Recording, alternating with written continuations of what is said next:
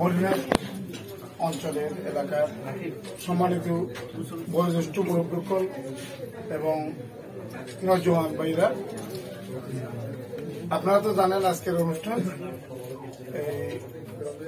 শহীদ president Ziaur Rahman এবং তিনবারের প্রধানমন্ত্রী বেগম খালেদা জিয়ার বিএনপি উদ্যোগ, আরো যারা বিভিন্ন দায়িত্বশীল এবং বিভিন্ন মুরব্বীরা যারা করছেন সবাইকে আমি আমার পক্ষ থেকে মোবারকবাদ জানাচ্ছি।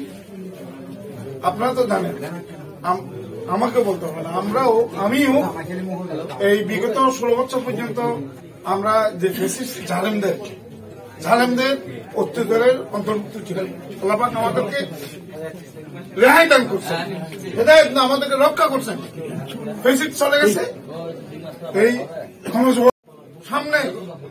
সামনে আমাদেরকে এই ডানপন্থী মানুষদেরকে ক্ষমতার মধ্যে আসতে হবে, ঠিক কিনা?